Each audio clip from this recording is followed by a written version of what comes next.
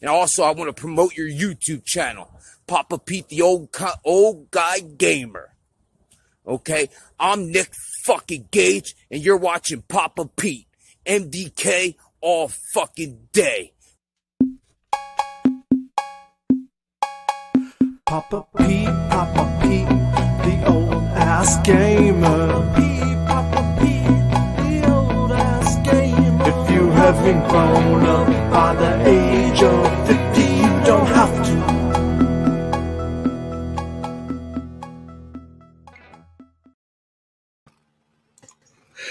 Oh boy, yeah. Play the wonderful, colorful Nick Gage, the great Nick Gage, for your mom. Sometimes I wonder if he even knows what he's saying. I don't know. I think he forgets halfway through and just curses them. Yeah, that's great. So hey, how's everybody tonight? How are you, Jeff? First of all, good. How you doing, Pete? Oh, not bad. A little tired. Piper's Pete shirt on. Piper's Pit shirt on. Piper's Pit. Yeah, wear that tonight. Think about it. I haven't got many wrestling shirts. I miss a lot of my wrestling shirts that I used to have. We got into a kick there back around 2000, I think it was 1 through about 2006, where I bet you I went to 8 or 10 different events, including Raw and et cetera, et cetera. And I bought a whole bunch of shirts, but of course they all wore out. I used to have one of my favorites was I had the Dead Man's Inc. shirt from The Undertaker. I had the Kurt Angle one, You Suck. That was great. You got to have that. And probably my favorite one of all was the Chris Jericho shirt that said,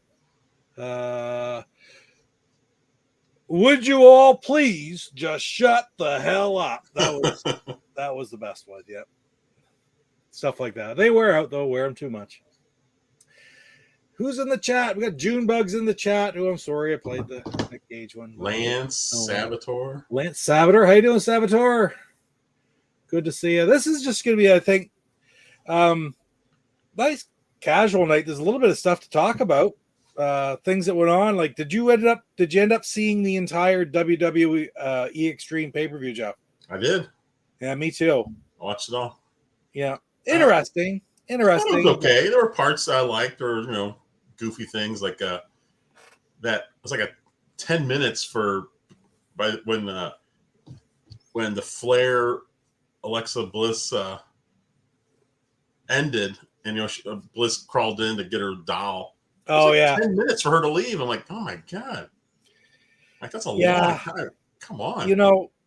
I'm going to say this, though. So, like, we've been talking a lot about the rise and fall of the last little while, and there's nothing there that made me think that maybe we were wrong. Well, afterwards, so they several sites have said that Alexa Bliss is not going to be on TV for several months. Really? And I think that might be connected with what Charlotte Flair was talking about, saying, Alexa, go back to your how you were kind of like a mean wrestler and not this nonsense with the doll. So I'm wondering if when she comes back, if there's going to be a whole different Alexa Bliss. Like, I think she might be done with that. I agree. So if you've read that that's going to be gone, then they're just going to end by ripping it up. There's not going to be any retribution for that, at least not in the same way. Did you? Which makes sense. Did you see that match, Pete? Pardon? Did you see that match? Oh yeah.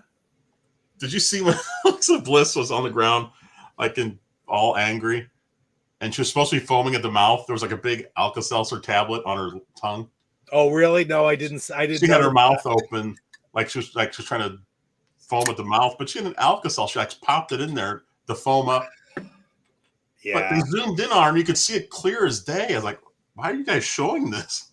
I was on here. I was sitting right here. I had it on the TV in front of me, and I was working on some audio clips for the Televisionaries podcast at the same time, so I missed that little part. I like Alexa Bliss. What do you got there? We got Picaroon's Blondale, which is a very, very common one. Probably Mama C's absolute favorite, and hopefully she hasn't tuned in yet, because this I think was her last. Oh no, her last Blondale that was in the fridge, but we'll get rid of the evidence. I'll say I like Alexa Bliss, and I don't like the storyline at all. No. But I think she does a good job with it. She gives it her all. I'll say that. I agree. She's good. Like she's actually a pretty good actress out there. I mean, yeah. Even when she wasn't doing that, when she's just like the mean, nasty Alexa Bliss, she's hilarious out there. I agree. I love it. She makes for a little sprite. She's really just a little person. She can really be nasty, and she almost like you see her going against some of these big ones, and she manages to do well, like even against like Nia Jax and stuff like that. Yeah, she beat Nia her. Jax or Nia Jax. Nia Jax. Yeah, she beat her once. Yeah, and quite a few times I think, and she pulls it off and makes it believable, and that's a talent. That's an athletic talent to be able to do. Exactly. There's a lot of wrestlers I don't really like watching, even if they're, there's a lot of undersized wrestlers that fly around and everyone kind of loves them. But if I don't believe they can beat somebody, I just don't like them. But with Alexa Bliss, even though she's like 5'0", yeah, and she was going up against like Nia Jax, who was probably 2.5 times her size. Yeah, exactly. I believed it when she beat her. It's like, okay, this makes sense. That's how good of a wrestler she is. Agreed. Yeah, Lance, this is a good question. What game am I putting back on the shelf during the intro? And that's, if you didn't know that was part of one of the videos, because what I always put back on the shelf is 3D tic-tac-toe. But now I traded in my copy of 3D tic-tac-toe for 3D GoGameGo. Very nice. So that's where that video, the intro video on the GoGameGo channel from, I made it with that. That was the joke of that one. I've never taken that cover out. That's great. I love it. I joked with you a lot about that a long time ago. I was like, of all your games, you're pulling out 3D tic-tac-toe. I know. And I know what struck me that night. I said, Jeff, I know. Like, the thing is when you guys watched it that night, I think you were the only one who got the joke. I think a lot of people didn't even notice it was GoGameGo. Yeah, really. Yeah, that cracked me up when I heard that. Let's see. So let's take a look at more stuff in the Extreme Rules. So the Extreme Rules, was it just like one match that had that? Pretty much. Okay, because it was the Roman Reigns one? Yeah. Because I was watching that and I was thinking, I was like, well, what's extreme about this? This is just regular wrestling. I don't see anything different. It really, like, they used to be when they had Extreme Rules, it would be like the whole night was matches of that type. Yeah, that's it. And it just doesn't seem to be the case anymore. So did you catch this before it started? I did. Versus Liv Morgan. I don't know. Carmella, her stupid. He goes when she comes out and she says to Liv Morgan, "I'm hot and you're not." I'm like, oh my god, it's like a whole high school thing. Well, exactly. It just has a different feel, doesn't it? The whole thing, like after watching the last couple pay-per-views I've watched, even including Empower, this just had a different feel. And I don't think it was really in a good way either. I don't know, they probably whipped through this pretty quick, this stuff. And this match I didn't mind very much. It was the New Day versus Bobby Lashley, AJ Styles, and Omos. No, I liked it. I like that Omos. Is it Omos? Omos, I think. Omos.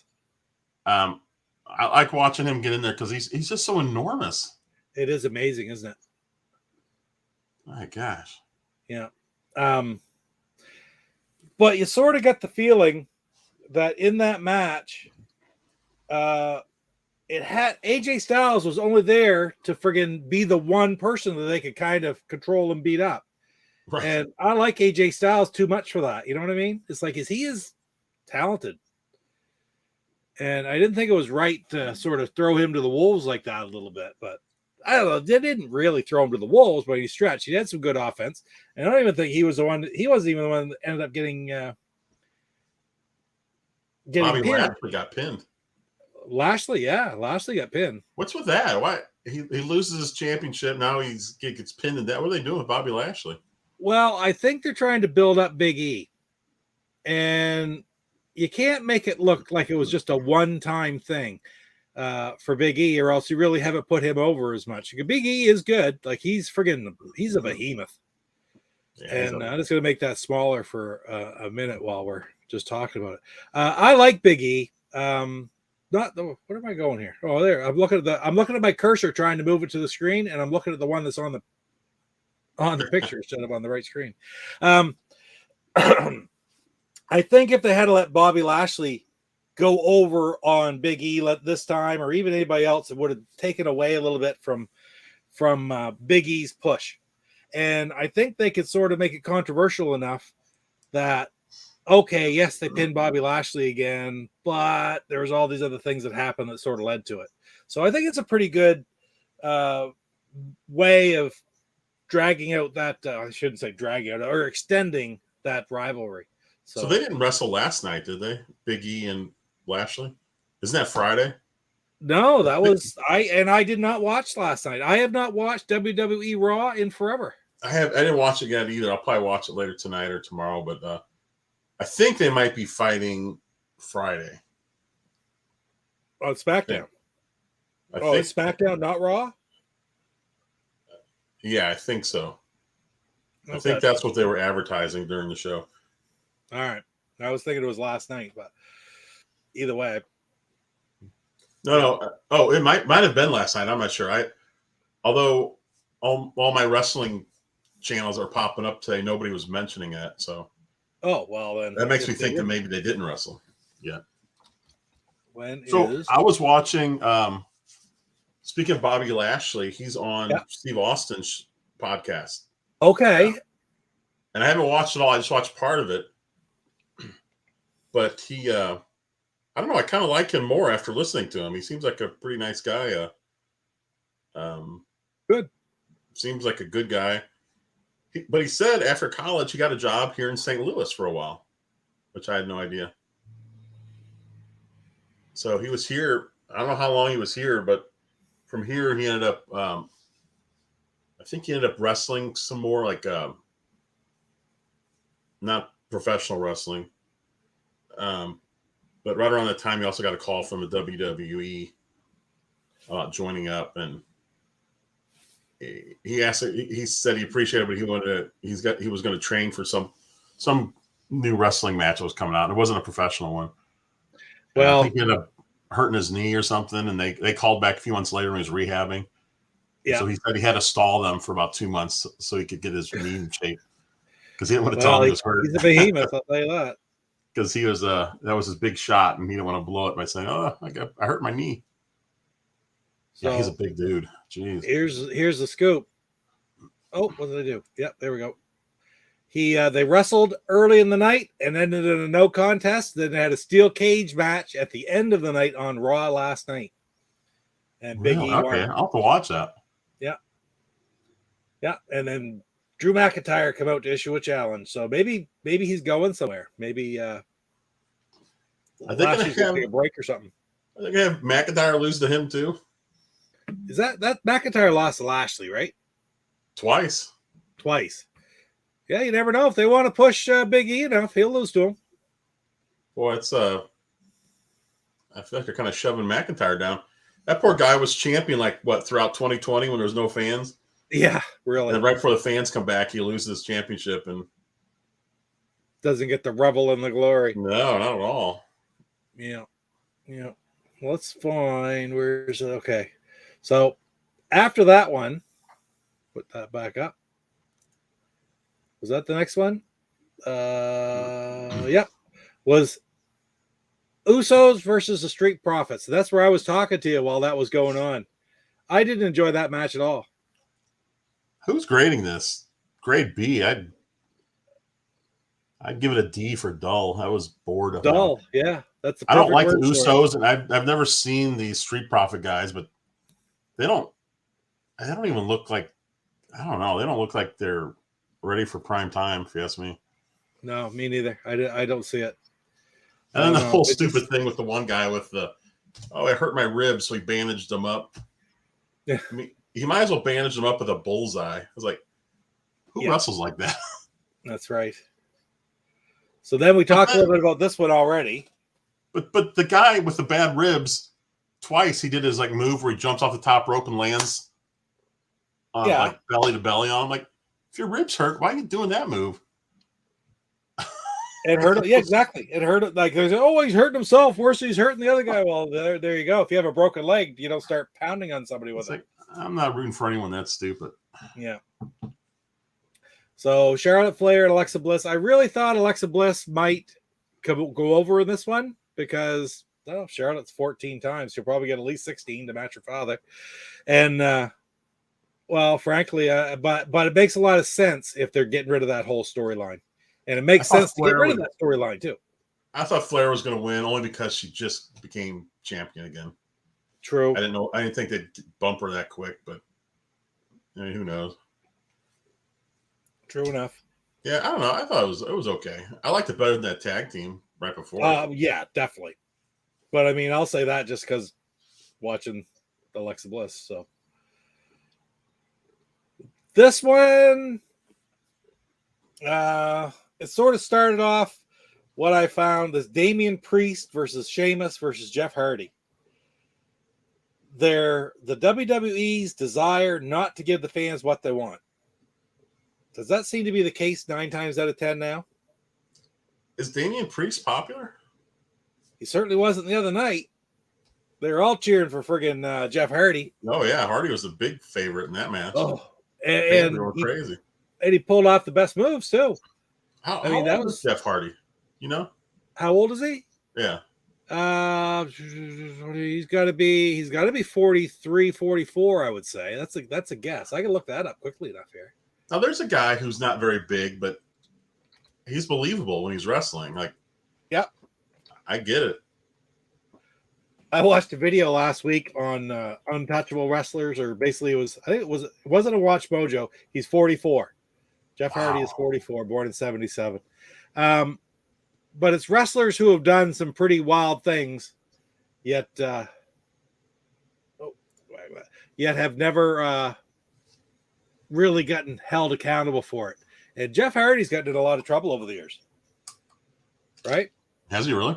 Oh, yeah. He's been arrested for trafficking, and he's had a lot of substance abuse issues and such like that. Wow. Fantastic talent, right? Entertainer. He's had where was the friggin' match? He went out and wrestled a match where he could hardly stand up. He's not the only one to do that, but shoot, what was that? I can't think of it right now. I gotta take a look, see if I can find it, because it was a sin.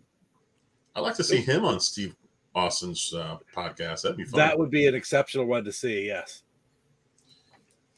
Now, when you just had it up as age, it said his name was John Nero Hardy, or Jeff Nero Hardy. As a wrestler, I think I would have just gone with the single name Nero. Yeah, really. That's a great name. Yeah, I thought Hardy was the best.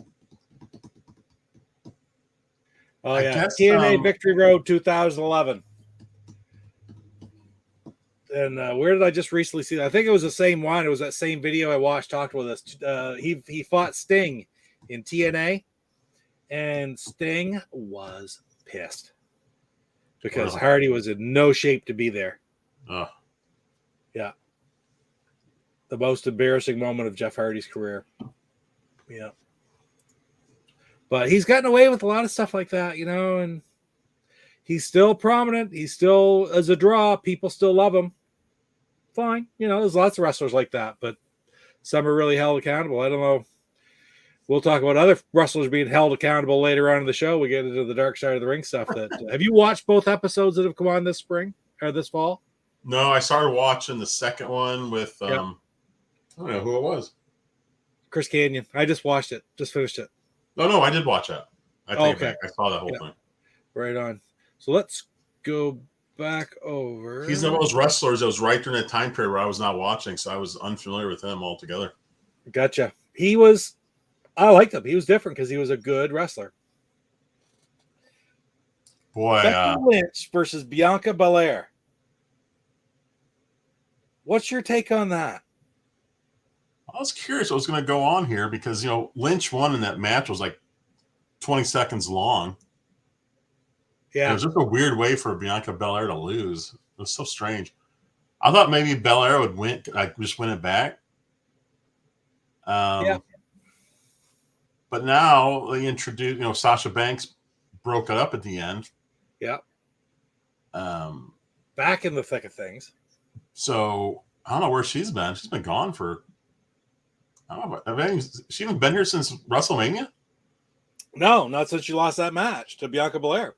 But that's what you said. You thought you had heard that she was pregnant, and I had not heard that. That was the rumors I heard from a couple of YouTube channels. Gotcha. My comment was apparently not. Yeah, I hope not.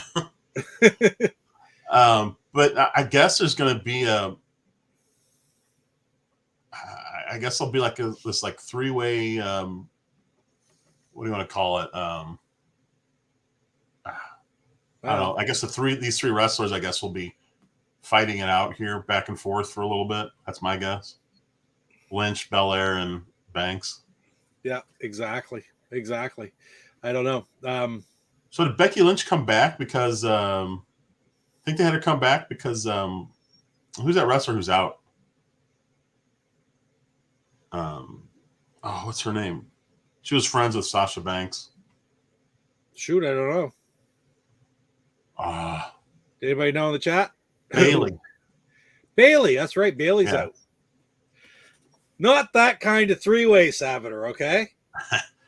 Come on, Saviter. It's a family show. Yeah, just ask Nick Gage. Yeah. Yeah. Yeah, Bailey. Maybe it's because Bailey was out, but Bailey had sort of seemed to be kind of buried a little bit too, hadn't she? Yeah, I don't know what was going on with her because she went from goody two shoes to being kind of the heel. Pardon me. Uh-oh. Incoming. Go. You don't hear Coco make too much noise. Well, she's getting up. Oh, there you go. Oh, she's getting down. We have something to eat. Okay. So I don't know what's going to go on with those three. I don't know if Sasha Banks will fight Lynch. I don't like Bianca Belair. I like Sasha Banks. I like Becky Lynch, but Bianca Belair, there's something about it that just is like, yeah. I'd rather watch that. What's the play? I can't tell you what her name is. Not the one that's been fighting Charlotte Flair for the belt the last couple pay-per-views. But it was Boozler. She was in NXT. She was a real brute in NXT, and she came up and she was tag team partners with Nia Jax. I think. Yeah. Okay. Yeah. And she's the one that I think is the guy. She's really good. Now, her and Nia Jax broke up, right? Aren't they like enemies? I think so, because I think Nia Jax is hurt. I saw a video where whatever her name is, Boozler, whatever her name, that she was attacking Nia Jax. Well, see, that might have been what they used for an excuse to get Nia Jax out for 3 or 4 months, right?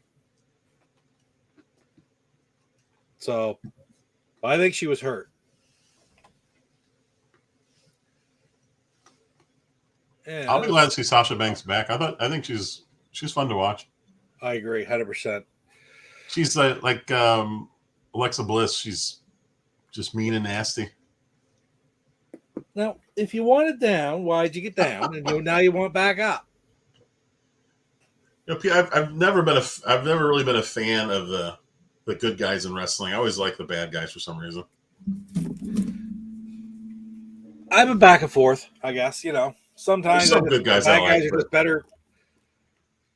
I just like because it's professional wrestling. You do whatever it takes to win, and the bad guys are always willing to do it. They say that being a bad guy is a lot more fun than being a good guy in wrestling. Oh, I believe it. Yeah, for sure. Good guys are fine. I just can't stand when they're like they won't do anything. They won't do anything illegal. It's like, come on, you're a wrestler. Yeah. Don't crack the guy in the head with a chair. So what did you think of this last match? Universal Championship, Roman Reigns versus the Demon Finn Balor.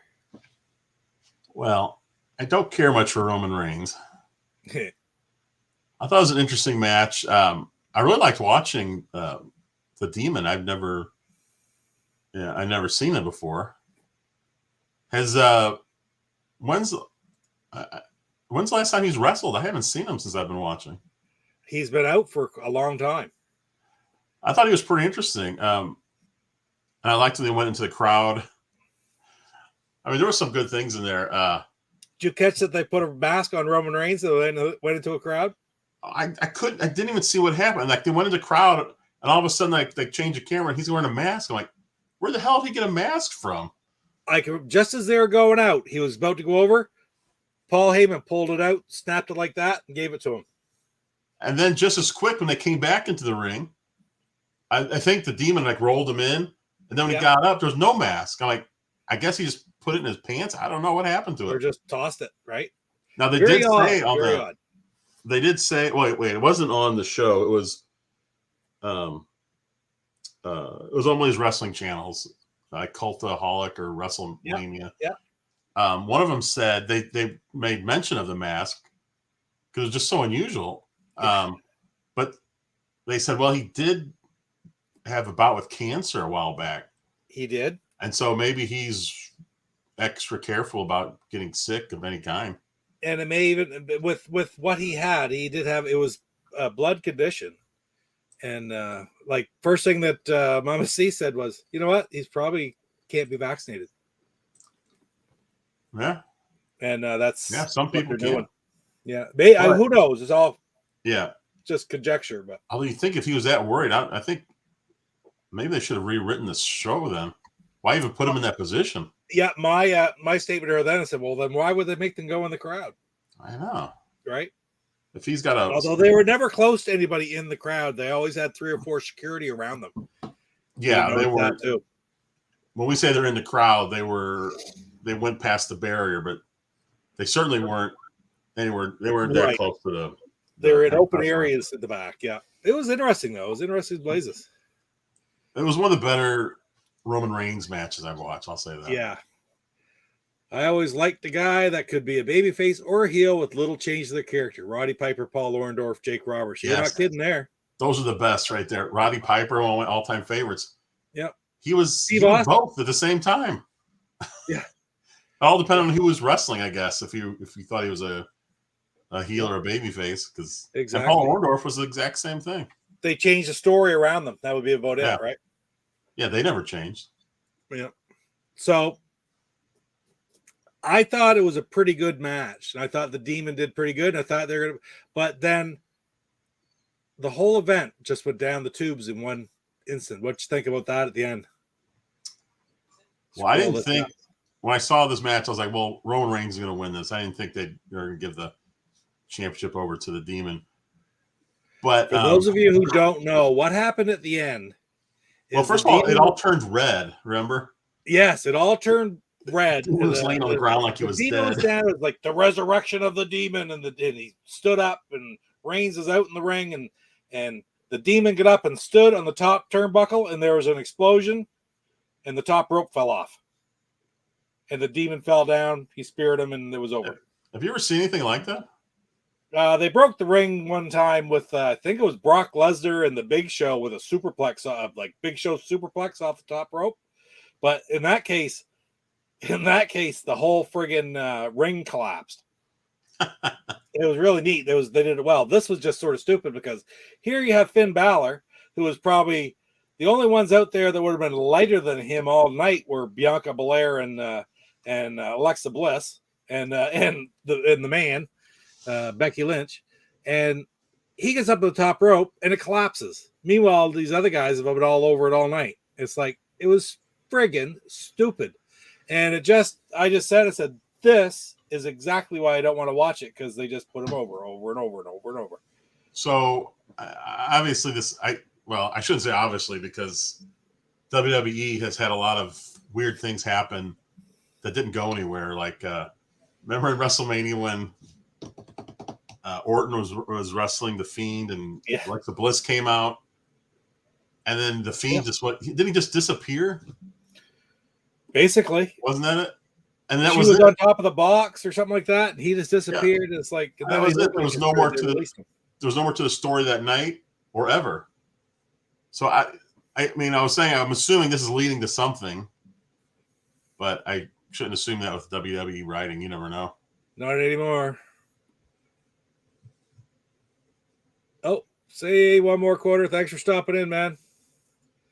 But this has spoiled the whole show for me. I didn't like it. Have you ever been more irritated whenever you see somebody win than when Roman Reigns wins?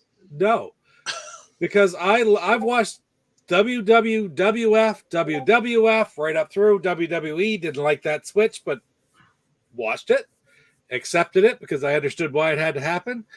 Right up through about 2013 is about the time the Shield come in, and it's like this guy to me has just spoiled a product that I love for 30 years. Right. And I really think, I don't know what it is he's got over them, but it's the absolute worst thing I've ever seen. And I still, this type of finish made them go down fast as far as I was concerned. So, I don't know. And I assumed Reigns was going to win because they're setting up Roman Reigns versus Brock Lesnar in October. So it's like, yeah. If they've already been talking about that. So it's like, well, we're not going to let anybody beat Roman Reigns until that match. Wouldn't make any sense, would it? It's very true. And Finn Balor isn't their friggin' atypical champion. Yeah. Not that they haven't gone out of that mold some. One of the most interesting things that I thought they have done over the last few years is when they put friggin' Jinder Mahal, gave him the championship for 8-10 months. That was actually different, right? Do you remember that one? That was before we started talking and watching. No, I didn't see that, but I did. I was just watching a video today about that, actually, about how he was a champion longer than. I saw that video. Who was it? Oh, what's his name? Was it Edge? I can't remember. It's a very popular person. He was like champion 3 times, but if you add up all the days he was champion, it was still less than Mahal. Oh, okay. That's what their point was in this. Shoot, yes. Who to blazes was it? I think it was it. I thought it was Edge. Maybe it was Edge. Yeah, maybe it was Edge. Edge's been champion 3 times, but it was less than Jinder Mahal altogether. Yeah. But it's not talking about recent championship. It was an old championship. Does Roman Reigns really have any? I'm trying to think of that word again. I was trying to think of earlier, like not competitors, but a rival. That's what I'm trying to think of. I mean, Brock Lesnar would be the closest thing to it, really, for him. Yeah, I mean, so he really doesn't have anybody. That's what they're missing with him. I mean, plus he needs to lose in order to be knocked down and try to make a comeback. All these guys have to lose at some point to make it interesting. But even Brock Lesnar has lost. Yeah. And I'm sorry, Brock Lesnar is much more, well, he's not going to be around consistently. Like Roman Reigns at least has been there for the company. He's never really gone away unless he had to. Illness and such, right? So do you think there's any chance they'd let Lesnar beat him? I think there's a chance. Because he's not sticking around, isn't he? More like just around short time? When he wants to be. Yeah. Very much so. I had to show this because I saw this on Facebook today. After this ending, this was a post by AWE.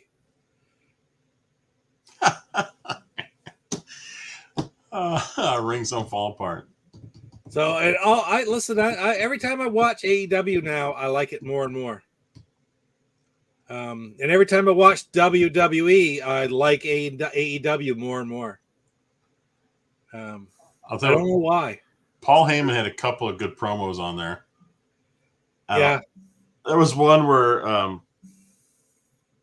that one woman who's on the like pregame show. Yeah, like he was talking to somebody. I think it was supposed to be Brock Lesnar. She's like right behind him, kind of sticking her microphone in, trying to listen. And he said a couple of snarky things to her that were kind of funny. I was like, I think he's more interesting than most of the wrestlers I have. You know, but even that, I watched the pre-show until I watched the Carmella match and such like that. Carmella and what was it? Whatever.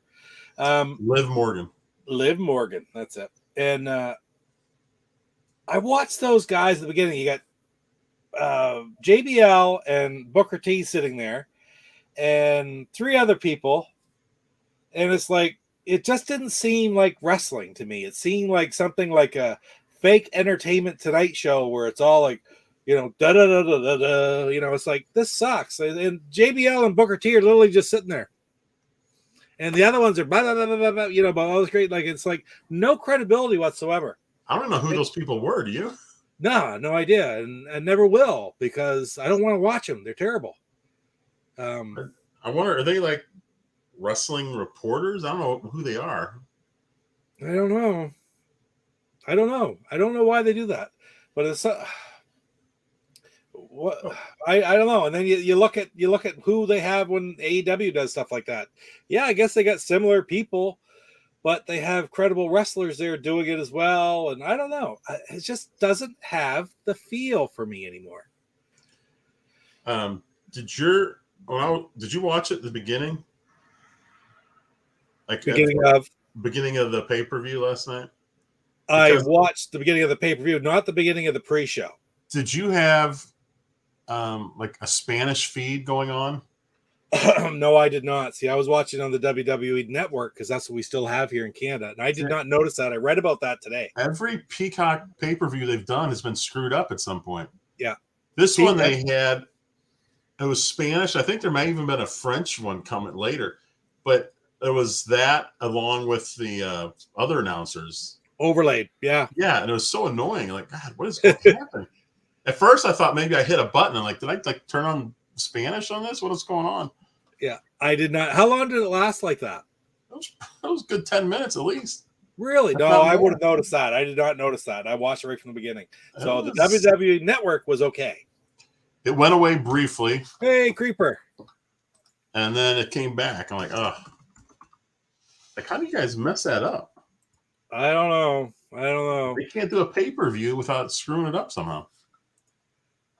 Creeper, I got to commend you right now. I freaking love that video. So you made tonight. Anybody who hasn't watched that yet, check out Creeper's channel. He tells it as it is. We'll leave it at that. All I know, Pete, is don't mess with the Atari creep. There you go.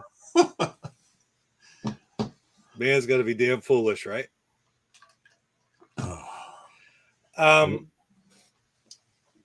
So AEW, big news about AEW this week that I read recently. I wanted to bring up as well. Of course, they're on a roll. They had, then we're talking, it wasn't a pay-per-view, it was just an event by the AEW Grand Slam. I think it was on television somewhere, I think. And they had at Arthur Ashe Stadium in New York. And if anybody in the chat can give me a little bit more don't sell yourself short, buddy.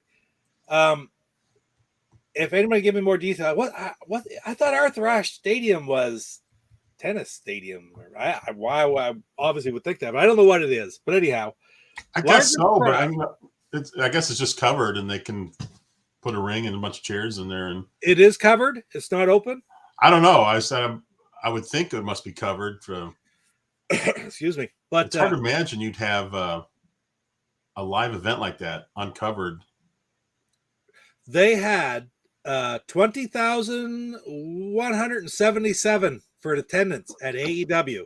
And what the significance of that was, it was the first time since 2001, I believe. It was 2001 or 2003. I think it was 2001 that any wrestling event other than WWE has had over 20,000 in attendance. What was the name of that Grand Slam? AEW Grand Slam. Yeah. Arthur Ashe Stadium in New York. And the big highlight of the night, I believe, was Bryan Danielson versus Kenny Ortega. It's Kenny Ortega, right? Is the champ? Yes. Yes. I watched this. This was wait a minute. Yeah, this was Wednesday night show. It was because they do a show on Wednesdays and Fridays, so this was Wednesday's show. Well, that Wednesday was Dynamite. Yeah, it is. But this, I'm looking at their site and it says AEW Dynamite : Grand Slam Wednesday, September 22nd.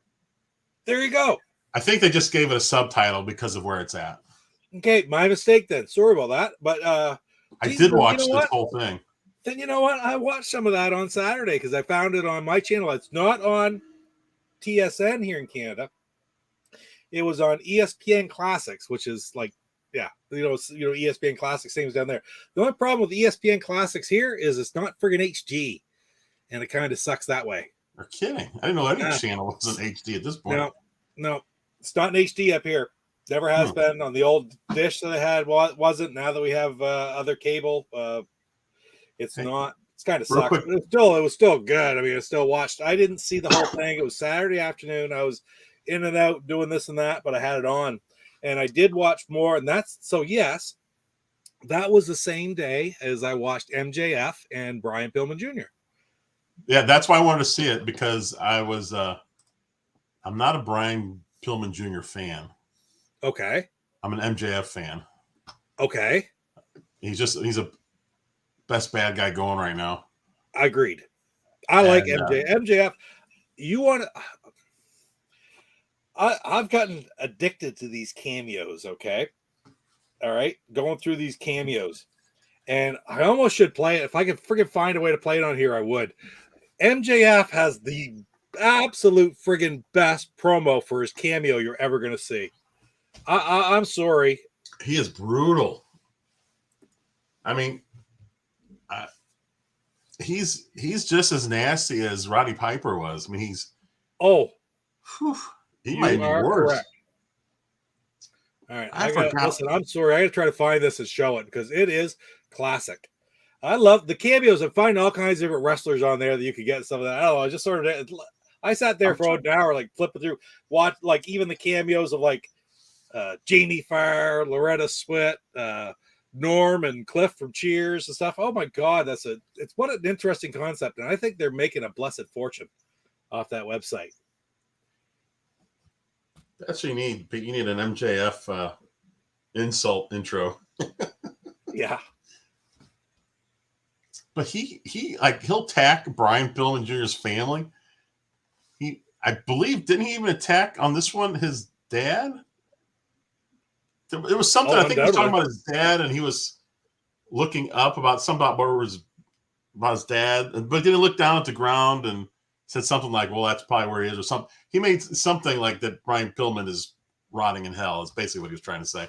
I'm like, man, that is brutal. I don't think they'll get upset if I show this on here. I mean, why would I haven't got it quite yet, but we're getting there. Oh, wow. He's just, the talent's incredible. Like even the long drawn out thing that they had with Perry. The long drawn out thing that they had. Hey, Perry. Perry's here. Ooh, Perry. With the three different matches that Chris Jericho had to have. What's that, Pete? Even like the different matches, like when Nick Gage fought Jericho, that was part of the thing with MJF, right? Yes. I didn't see the other two. Why am I not getting in here? Okay, here we go. Oh, we found them here.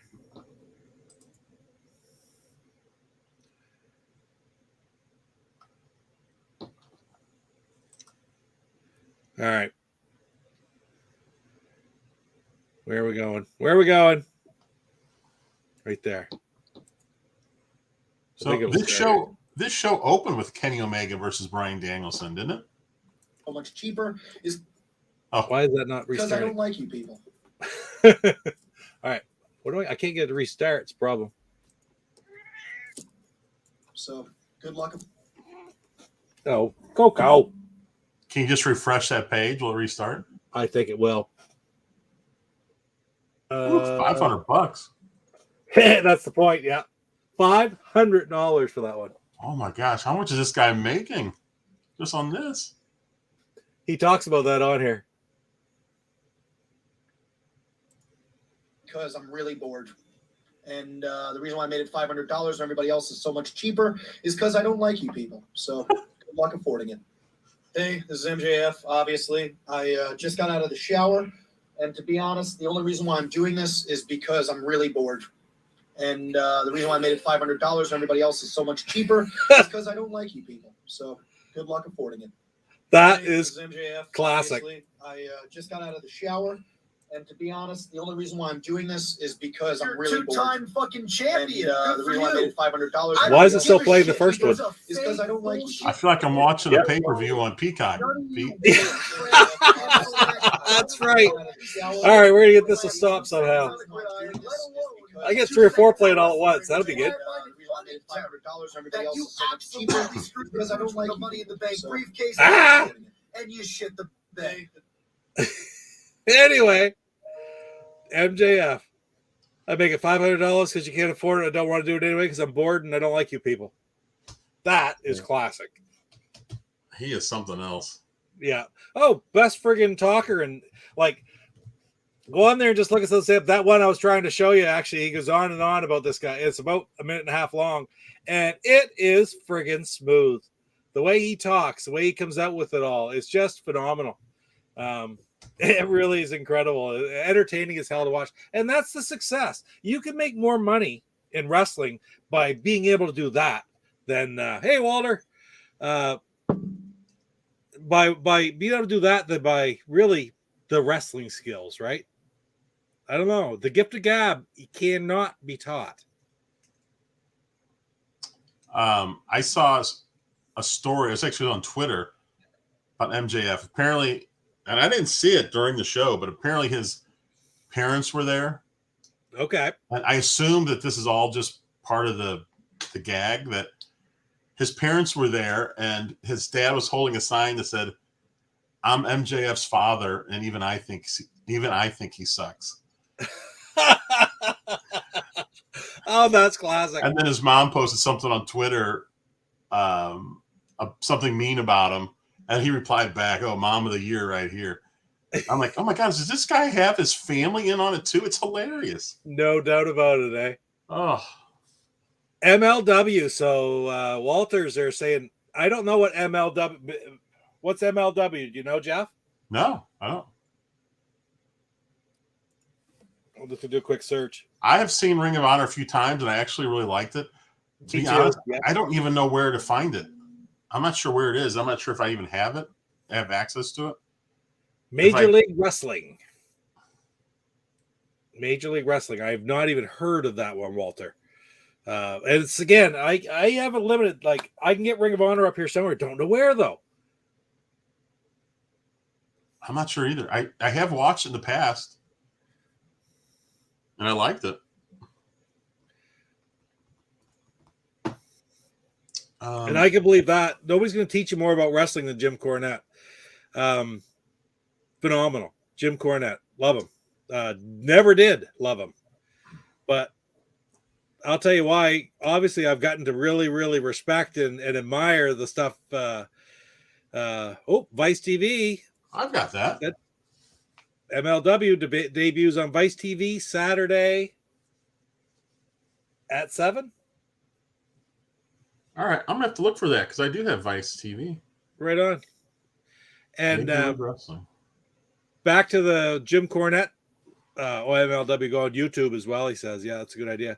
I'll check it out. You can see everything on YouTube, for Pete's sakes, but sometimes it's just hard to, there's so much to choose from at YouTube. It's like, it's hard enough spinning through the channels when there's like, now it used to be like 60 channels was impossible. Now there's 300 channels, and on YouTube it's like a million channels. But anyway. When I was able to catch Ring of Honor, I was noticing that it was being shown on TV, but it was like 3 years old. I'm like, I want to see what's current. Like, I don't know if they were showing old stuff and new stuff, and I was just seeing the old stuff. I don't know how it was working, but it's a little front. What do you got now, Pete? Pickaroons? Yep, another Pickaroons. This is a Swallowtail Light. And that is the Swallowtail lighthouse. Actually, that lighthouse is on Grand Manan, New Brunswick, an island off the coast. It's a 2-hour ferry ride to get to this island. I've only been there twice in my life. Once you're there, it's not really a whole lot there. Pete, what are you getting for this? Beautiful nature, I'll tell you that. What are you getting for the sponsorship, Pete? Nothing. I just like it. I just enjoy it. Wait, is that a Pickaroons mug too? That would be a Pickaroons mug right there. That's an old style Pickaroons. That's their old logo too. Their new logo is that one up there. Oh, that's cool. Oh, and my little container, I could have drank it out of this is my koozie, Picaroon's koozie, which I just had that can in this for I was having the first one. Very nice. Yep. You're picarooned out over there. Got it all. And my bottle opener, Miller Lite. There's a curveball. I was waiting for another There you picaroon. Oh, Kevin Von Erich's sons are in Major League Wrestling. Oh, right on. I remember watching that Dark Side of the Ring, and they were talking about his sons being wrestlers, and they showed them. That's right. Then I was like, "Well, where are they? I don't even know where they're at." So that's where they're at. And there you go, Jim Cornette, the Von Erich sons. Where we seeing? Man, Dark Side of the Ring. I was so glad to see that come back on. And you say there's only been 2 episodes come on, but I went back and I watched all of them before the new ones come back on 2 weeks ago. And you know what? They're every bit as good when you watch them again as they were the first time.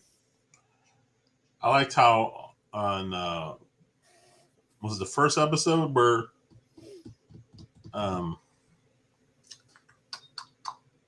Jericho was being interviewed for one of the shows.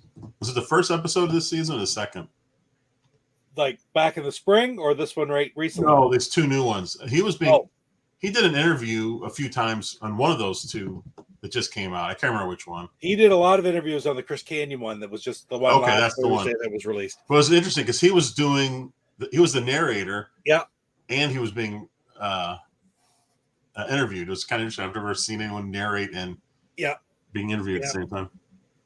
So if anybody hasn't seen those new ones, the 2 new ones, it was the Plane Ride from Hell was the first one, which has been a really well talked about issue, dark side of wrestling. You know, the Plane Ride from Hell is sort of infamous, but I was really surprised when I read the list of all the different ones when they were coming out with an episode about Chris Canyon, and happy they were too, because you didn't know Chris Canyon at all. You don't remember him wrestling, right, Jeff? No, I'd literally never heard of him. I did. You know, there's a lot of things I talk about the gift of gab and stuff. He did have the gift of gab, but he always had the lisp, and it wasn't perfect. And he, you know, but man, he was good. There's something about him that got him pushed up, and he was really, really talented. He had some demons, though. Boy, John Cena and Ric Flair didn't come out very well in that their way they were talking about him. No, that's right. Yeah, I was like, it's kind of a cheap shot. I mean, the guy was already kind of down and out, and then they're calling in to, was it Howard Stern show saying this? It's because you're no good. They buried him. I was like, geez. Well, that's 2 weeks in a row for poor Ric Flair. He's having a rough time on Dark Side of the Ring. Yeah, you're not kidding. That is a fabulous show, Walter. It's one of my favorite shows. There aren't many shows that come on right now and say, I want to see that show. Dark Side of the Ring, I want to see every friggin' show as soon as it comes out, because it even you know it's good when they show somebody that you don't even know about, and it's still fascinating. Exactly. You know, it's easy to be fascinating with a well-known person, but when you have someone who's lesser known, and you can still make it interesting. Oh wow, they turned down NXT deals. Nice. So, Walter, are they wrestling under the Von Erich name, I guess? I'm just curious if they're doing that or if they've... I bet you they wouldn't be if they were in NXT. No, probably not. No. That may have been one of the reasons they turned it down. Yeah. Yeah, agreed. And the tide it be turning. I really swear it is. I hope they can keep this up in AEW, because, I don't know. I was kind of excited. Like, we're doing this show because we both love watching old style wrestling, and we really figure we talk about Dark Side of the Ring, because we both had talked about that before, Jeff. But we expected to talk about 80s and maybe 90s stuff, right? Even older. So we've been talking a lot about AEW lately, just because it's sort of, for me, it's gotten me a little bit excited about wrestling again. Yeah, I mean it's new stuff and it's fun. I will say this, and I've told you this off air, that I cannot stand those Mark Henry interviews on AEW. They're brutal. Yeah. I feel like I'm watching WWE. It's so scripted. Yeah. And he's like trying to act, I guess, and he's not a good actor. Yeah. And then they got the two guys on the screen at the same time in different areas. I don't know. They need to just lose that whole thing. I think. I guess they have him on because he's a name, but yeah, he was never a talker though either, and to bring him in as an announcer just doesn't really even seem to make sense to me. No, he's not good at it. I mean, no offense to him, but he's just not good. Yeah, I don't know. Maybe he'll get better. Maybe it just won't work out. Maybe they'll find something different for him to do, a different niche. They're probably trying different things, but I don't know. I wonder how he would be as just an announcer, like where he's just saying things off the top of his head as opposed to color commentary, like, right? Huh?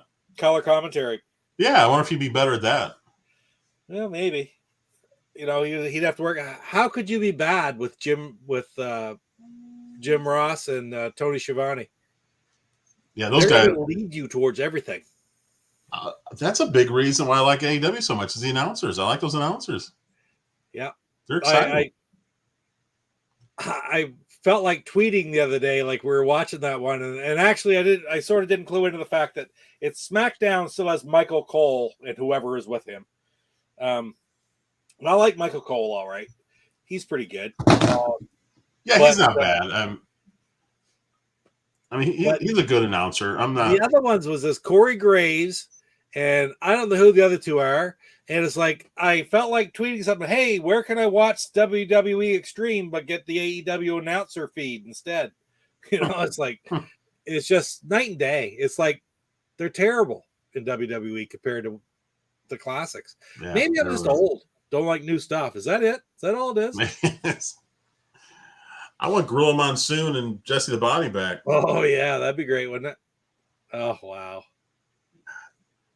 That's been, I mean, the announcers were half the show, I think. They were so fun to listen to. Lacey Von Erich. Is that, yeah. Carrie Von Erich's daughter, Lacey. Yeah. She's come and go. She was in TNA for a while. I think she was in NWA.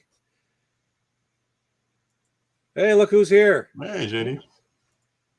What was that? Oh. What's that? That was weird. Can you hear me? Yeah, I can hear you. You're frozen, though. You have frozen up. Am I frozen? I think it's on my end, though, that's frozen. You're unfrozen now. Nope, I can't understand you at all. Hey, JD. JD, can you see us both and hear us both? Now I can hear you both. Now I can hear you too. Could you hear me at all? Oh, my internet connection is going really low though too. I heard you the whole time, but your picture was frozen. And I couldn't hear you. I could hear like a buzzing noise. I did notice earlier your video got really blurry for a little bit. And oh, did it? I bet you.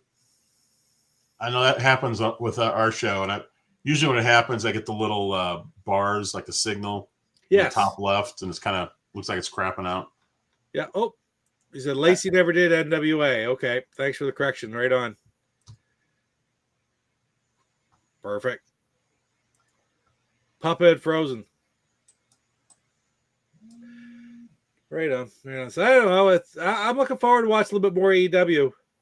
So yeah, what's the next? Let's talk about some games. What's the next game you're waiting on, Jeff? What, just in general? Yeah, like video game. Like what's the next down the pipe? Is it the play date? Well, Metroid Dread comes out next week. Okay. For Switch. I also have the new Hot Wheels game for Switch coming out, which has been getting good reviews. Is it like an RC Pro-Am style or? No, it's more of a arcade style where you see the whole car. Okay. It's not top down. But it's kind of like Micro Machines where you're small like a Hot Wheel and you're racing through the house or buildings or whatever. But one of the coolest parts is that you can buy with in-game cash, not real money, just cash you earn.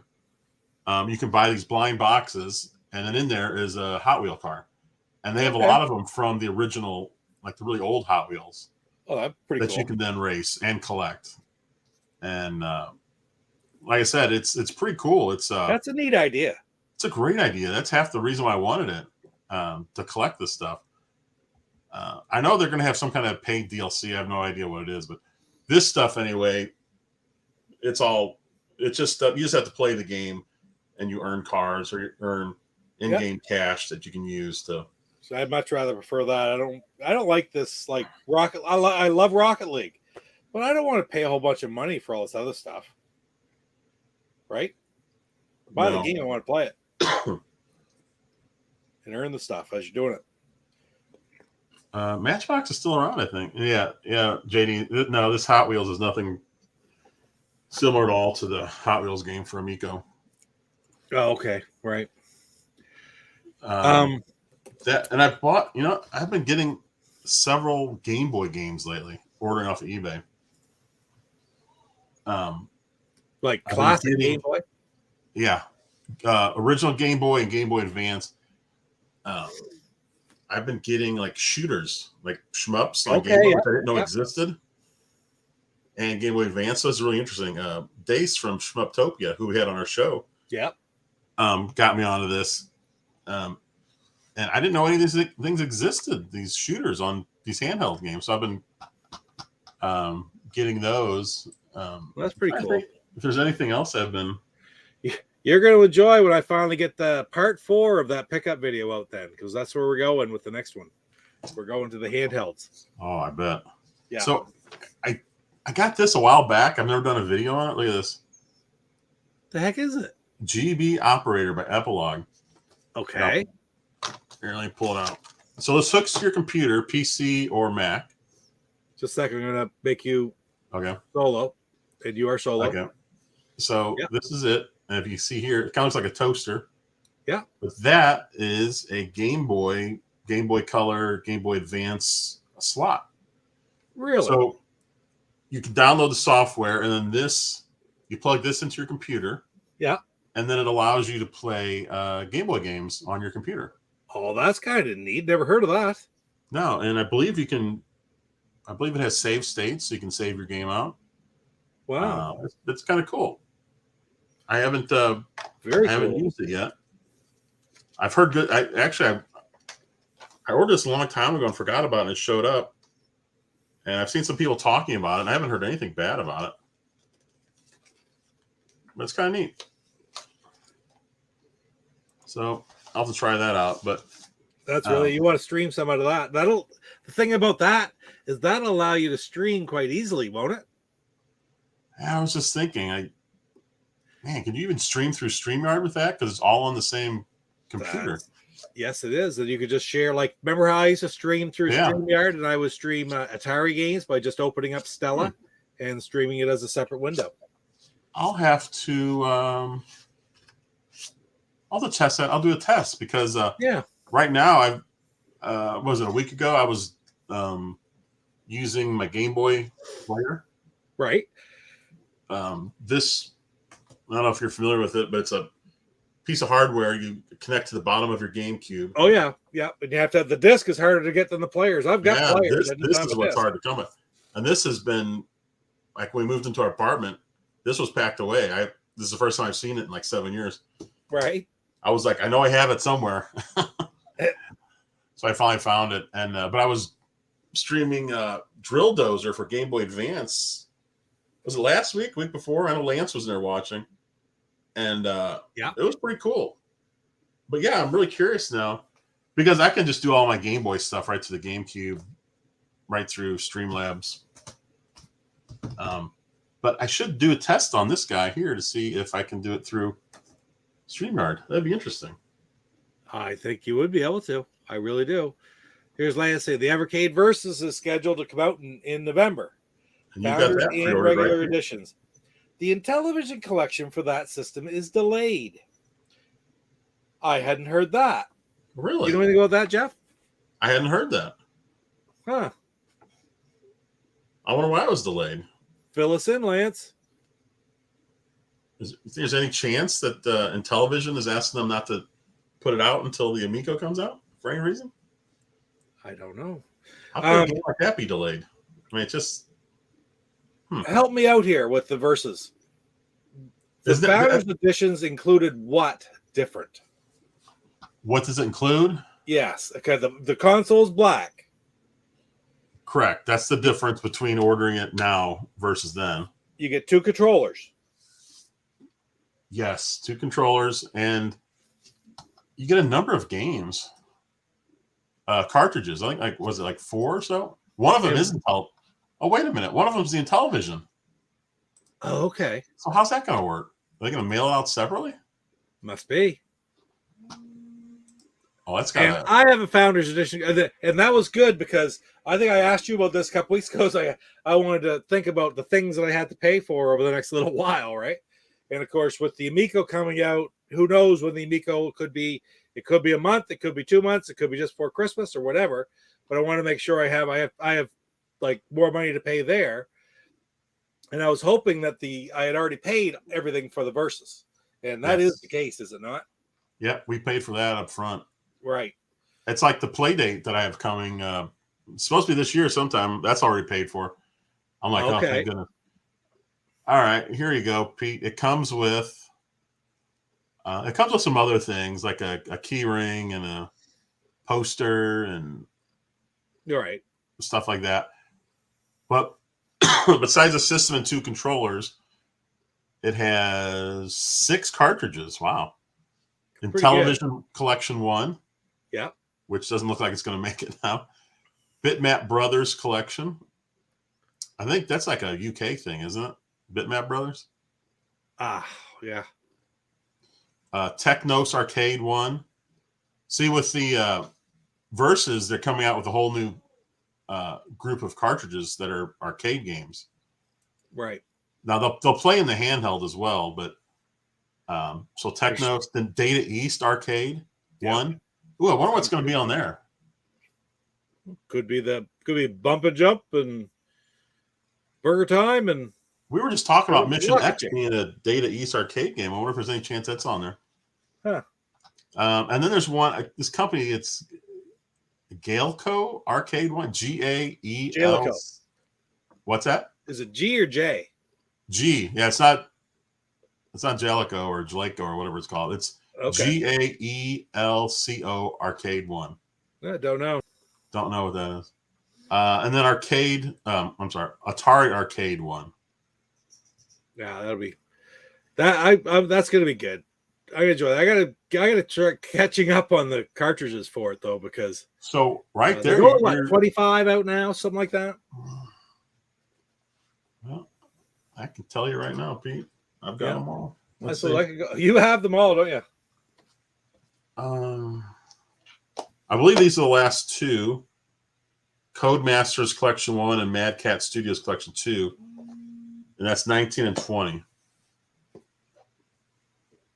Before that was Worms and Indie Heroes Collection 1.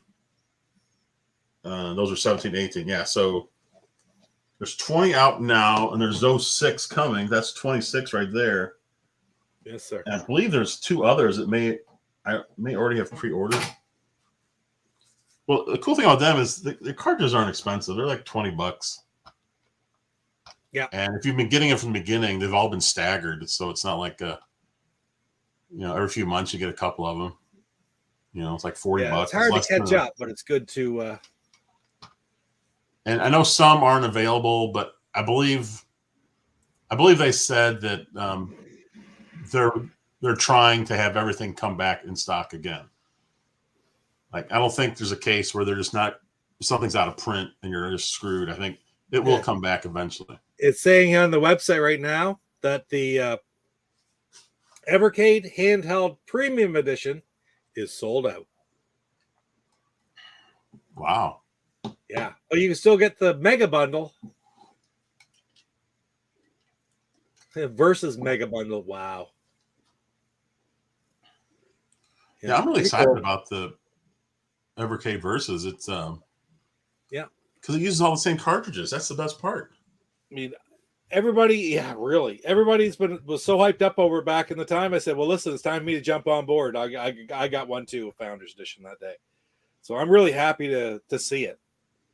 Like as I said, I was hoping it was all paid for, but I'm really anxious to see it, try it out.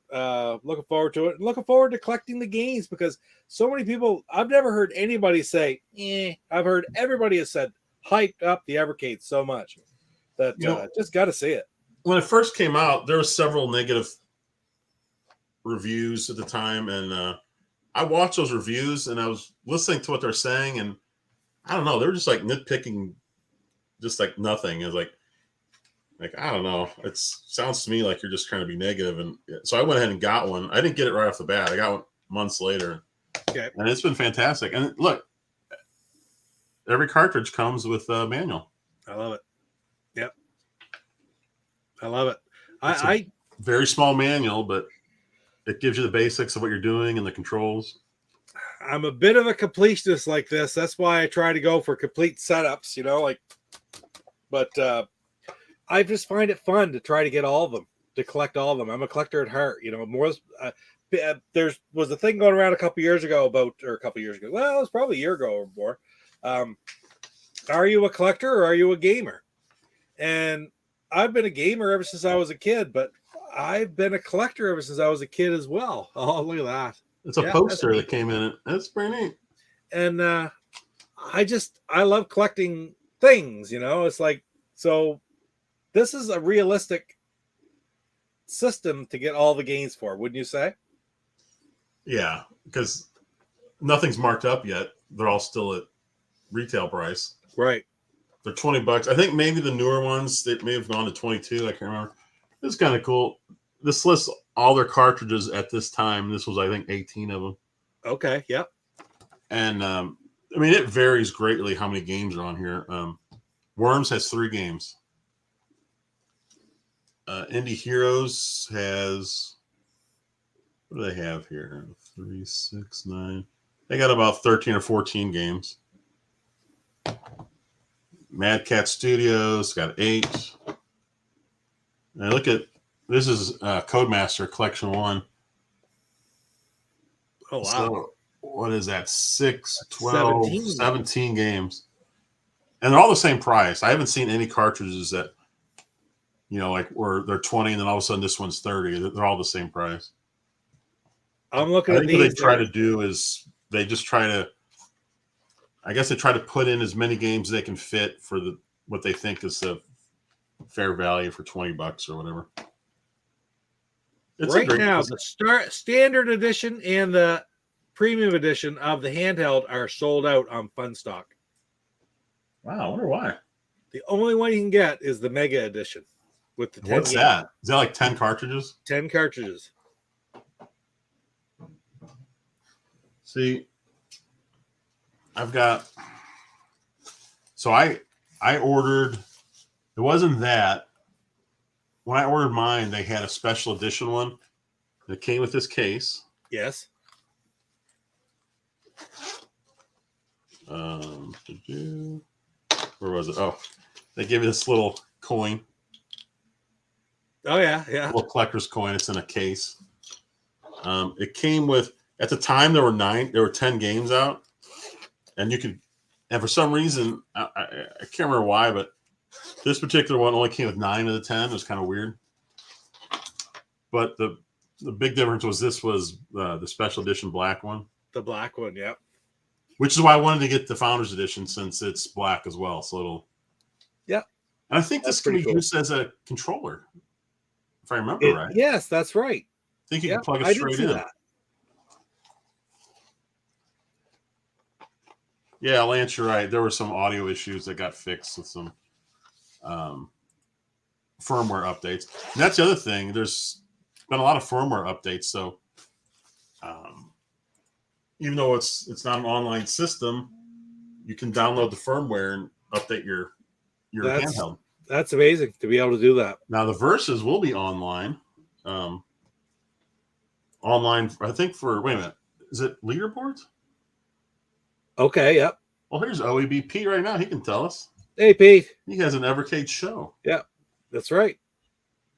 We got talking about wrestling for a while, and we've leaned over towards video games coming up. We got talking about the Evercade. So, man, we got the Evercade expert on here now. I know. That is a nice shirt, isn't it? Excellent. They just tied it up. Oliver came in Twins to collection tell is the me one that- you told me to get, right, Jeff? What's that? Oliver Twins collection you told me to get, right? Yeah, that's pretty cool. And I mean, if you're like me, you've never played any of them because they're all. Thank you, Nathan. Because they're. It was very popular in Britain, but not. I mean, the games were here, but it's not like they were that popular here. Gotcha. Oh yeah, Pete, I got your shirt on. My son just popped in to tell me the Cardinals tied the game 2-2. Have they lost in the last month? They've won 16 in a row. 16 in a row. I've never seen any team win that many in my life. Wow. Most I ever saw was 12 by but at least the Cardinals team anyway. They won 12 and 82. I remember that, but the team record was 14. They're at 16, and there's only 6 games left. They're all at home. I wonder if they can just run the table here. Wow. That's Win amazing. the last 22 and Are they in the wild card slot? Yeah, they got it wrapped up. Do they? They either the magic number was 1. I can't remember. One of the teams may have lost today, but so the Cardinals just have to win one game, or one of those other teams has to lose one game, and they're in.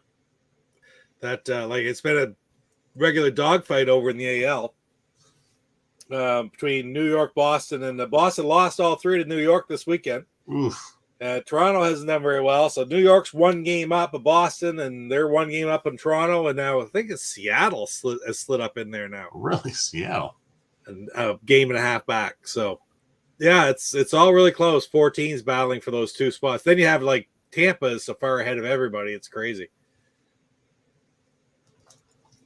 Look what came in, Pete. Joe the Condor From Gatchaman, or as I know it, as I know it, G-Force, otherwise known as Battle of the Planets. Oh, that's pretty freaking cool. Excellent. Excellent. I've got that cartoon has so many names. Yeah, really. Yeah. Have you got Well, I anything can't new, wait Pete? for the Evercade to get here, though. Now, what is it? Do you know what the date is in November? I don't think they've. Wait, did they get an exact date? I don't know. Well, maybe Pete. What's the date? What's the date, When's the Pete? Evercade Versus coming out?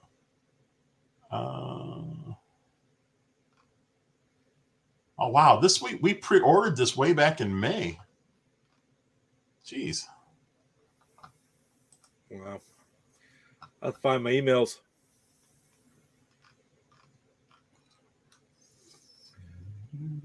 I should just grab a mega bundle, shouldn't I? Right now. You should, Pete. So here's the Data East Arcade 1, the one that we're getting with that Versus. You ready for this lineup, Pete? Okay, yep. I'm ready. Bad Dudes versus Dragon Ninja. Okay. Breakthrough. Don't know what that is. Yeah, I've seen that's on the NES, I think. And these are all arcade games, of course. Burger Time. Yep. Chain Reaction, which is a puzzle game. Don't know that one. Dark Seal. Looks like an adventure game. Darwin 4078. I can't even tell what that is from looking at it. Lock and Chase. Ooh, the arcade game. That'll be cool to have. Yep. Sly Spy. It's an action adventure. Tumble Pop. Tumble Pop is I've played this before. It looks kind of like what is it? Bubble Bobble, where you got the levels and you're going through and you're. I like that. And then Wizard Fire, which is another action adventure game. I like that they always say Collection 1, because then you know there's a Collection 2 at some point coming out. There will be more. And they can't put all their top titles on just the one thing. Yeah, they got to spread it out. That's right. So that's going to be cool when that comes out. I don't know. I don't see a date. But yeah, like you said, I'm glad that's paid for, because I've got that most likely November and Playdate most likely in December. Right on. They just said end of year, so I don't know when that's coming. Well, 10:22 here, PPT. Getting kind of late. I didn't realize we went so late. What's that? I didn't realize we went so late. Yeah, that's all. What's 8:22 your time, right? Last time I looked, it was like 45 minutes in. Yeah, no, we're an hour. We're almost an hour and a half in. What do you got? What's coming up tomorrow night on GoGameGo? Well, I guess open chat night. To be honest, I think it should have been a movie show, but we were planning on doing that on a Saturday, but we didn't. I don't know. It's all messed up because we didn't plan. We just haven't really talked about it. Yeah, we're gonna do a couples night again, right? Yeah. So I guess we won't be doing it Saturday then because we haven't even talked about it. I don't know. Maybe next Saturday then. Yeah, we'll take. We need to do a movie night coming up, so I guess it'll be open chat. Open chat. That's what it is. You got. Do you have your games lined up for the next indie spotlights or shoot 'em ups? I just downloaded a game today on the Switch that I'm kind of torn. I kind of like to do it on Friday, but I think I'm going to go with a game that I've played a ton. Yeah. And it's going to be a game. I don't think when people see it, they're going to want to watch the video, but it's a Switch game called King Oddball. Okay. Which is a port of a phone game. So right there, that's always it's always a troublemaker if you want people to watch the video. But I love the game. I put so many. I was telling my son, I was playing it earlier. I said, I bet you I played this more than any single person on this planet because I've just played it to death. And it's just weird. It's King Oddballs is like a rock in the sky, and you've got a big tongue that hangs down. Yeah. And you have 3 rocks, and there's things set up like barricades and maybe like tanks or helicopters, whatever. But the tongue goes and grabs this rock and he starts rocking it back and forth.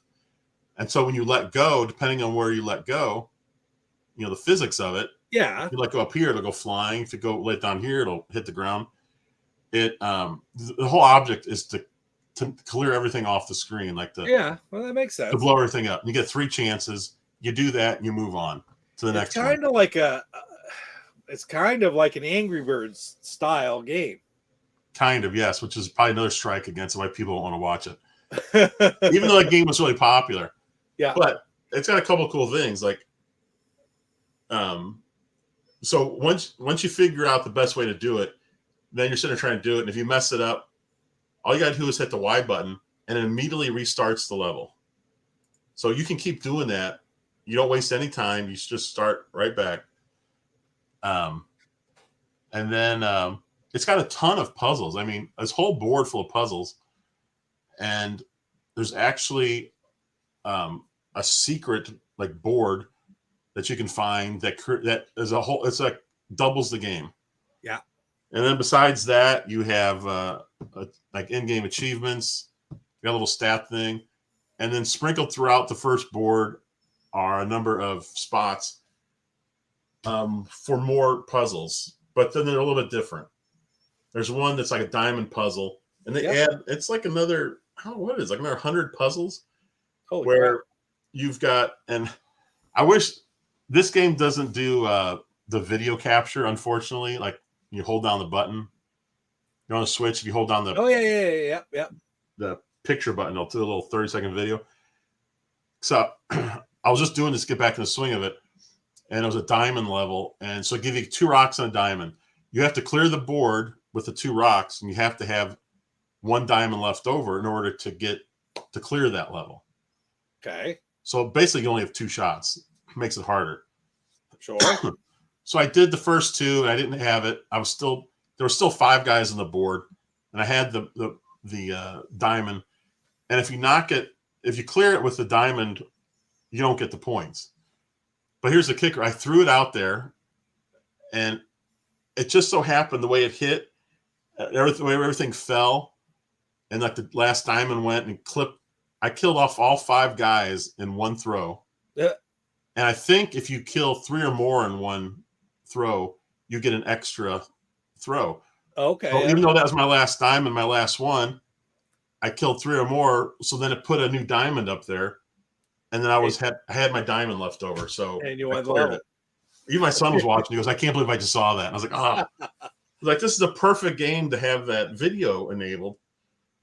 So I think I might just record a bunch and then see if I can capture something that cool. That's awesome. We'll see. If not, I might do that other game that was called Steel Assault. Have you seen that on the Switch? It looks really cool. Steel Assault? Yeah, it's like a action game. No, I've not. It's got this weird mechanic where you throw out like 2 ropes almost, and it allows you to kind of shoot yourself into another area. Almost like kind of like a Bionic Commando thing, but it's a little bit different. It's really neat. That sounds. It looks neat. I haven't played it yet. If I do that one, I'll probably just do it from the beginning and be like a first run through to show it. Yeah, right on. Yeah, this past Monday I did this old Japanese flip phone game. I watched that one. Did you? Oh, you watched that one? I've seen it. Oh yeah. Isn't that weird? It was What was only the name on of the game again? I can't remember. I've been watching you. You talked about because you just said this is an old port from a phone game. Was that the last one you did was too, wasn't it? I can't remember.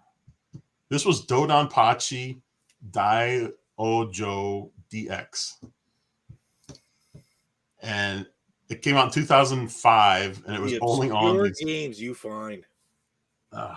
Those are my favorite guys. I don't know what's wrong with me. No, that's great because I've been watching them saying that I want to try that. I want to try that. I want to try that. Well, because originally it was called Overlooked Games. Yeah. And I was like, I'm just going to change it to Indie Game Spotlight because all these games anyway are indie games. Yeah. You know, and it's kind of a better sound to it. So I'm with that. Well, it's really great. And it's just the right length to give you a taste of it, but make you want to go back and play more. So yeah, like there's 2 more of those games I have coming that I'll be showing. Yeah. All by Cave, the same people did that first one. Yeah. They're all a little bit different. So I just think it's amazing that we get to play, here in North America, a game that only Japanese people were playing. Yeah. On their phones. Yeah. It's like kind of saving. They kind of saved this game and brought it back. And you talk about how and you just all you do is sign up for the Japanese account and then you could get these games, right? I highly go recommend it. online, you can find instructions on how to do it. And the first thing I thought of was, well, Jeff, you're the expert on it. Maybe you should make one of your shows exactly how you do that. Maybe I should, but there's so many out there that do it. Like, I'll tell you what, one cool thing you would like, Pete, if you did that, you then can go on to, if you create your Japanese account, you could then go into the Japanese eShop and you can download the Famicom and Super Famicom apps for the online store. Oh, that would be too cool. Now, they're mostly the same, just in Japanese, but there are games that are unique to Japan that we don't have. Yeah. And what's cool is ice hockey they have. It's got a whole different song that plays. Oh, really? And they have Japan as one of the teams. And they kicked one of the other teams out. I can't remember who it was, but that's so, yeah, cool. it's just a Probably slight difference. Poland, I would think. It's kind of but it's kind of fun to play. But then there are, especially now they got that new one coming out. Oh shoot. I was just thinking about, they got the new expansion pack where you can play Nintendo 64. Yeah. And, oh, no, that will work. Okay. I was thinking you got to pay extra for that, right? You do. I don't know how much. They're going to announce it next month. Genesis and N64, yeah. But I mean, it's $20 a month as it is. $20 a year. Yeah. Now, so I'm thinking, what's it going to be? $30 probably, maybe 35 tops. That's pretty good for a year. But I'm thinking, I bet you they're going to have a few different Japanese Nintendo 64 games. Yeah. And Genesis games. Sense. Actually, they showed the. Oh, I think that was the US one. But yeah, they'll be different. There'll be a few different games here and there, which makes it worth it. Yeah. I got to check that out. I haven't not watched the entire direct. I watched RGT's summary and just check it all out. But I've got, what have I got coming down the pipe? I've got the next thing off my plate will be part 4 of that pickup video and the game room tour of John Mahoney's game room. And Is that the final one, or do you have more after that? that's the last one. Yeah. Now, that being said, man, that game room really deserves a better job of video taking than I did for it. But that might be down the pipe a ways. But there's still a lot more great things to see, like handhelds, right? And then I got a couple of homebrew spotlights coming too. I'm going to be doing those games that I mentioned in the one I did this weekend, where I made the special announcement there that Carlos Madruga and Luke from A Television Collector have entered into an agreement that you're going to be able to download the unprotected ROMs for Carlos's games, or some of the games, from A Television Collector. And the prices are really good, like 15 or 17. The most expensive one is Norseman, because it's just a digital download only, but it's a great system for doing it, and it's really beneficial for Carlos to get those games out there. It makes it a lot easier than him trying to manually answer all the emails. You don't see that often selling ROMs. I've done a couple of Kickstarters. Yep. Where I just bought the ROM. Okay. So it does happen, not too often, because I guess it's just a risky thing. I mean, literally, it just takes one person to upload somewhere. That's right. And it's everywhere. Just one person. Yeah, unfortunately, they're sort of trying it out. But, the bot, like I've said this 1,000 times, and I'll preach it again, get up in my soapbox. If I want these guys to make more games because I like them, then I'm going to pay my $10, and I'm going to say, I'm not going to give you the ROM, but it's only $10. Go get it. So I'm not going to share that ROM, because if I share that one ROM, I'll never get another one. And right. And yeah, if you're paying for it, what's the point? Why would you upload it? Well, exactly. Just being a jerk at that point. You hit the nail on the head right there. You hit the nail on the head. And actually, since the original agreement went in and they uploaded, they were going to sell Norseman, Heli, and Antarctic Tales. I'd done Antarctic Tales and Heli in the Indie Homebrew Spotlight on my channel. Norseman is the new one. I'm going to be doing that one soon on the Indie Homebrew Spotlight. I'm also going to do I'm going to do Battlestar Galactica, Space Battle, and I'm going to do Shark 2, which are both Intelligent Vision games by David Harley. But just today, Carlos has released Bank Heist, I believe it's called. And that ROM is now available on televisioncollector.com as well.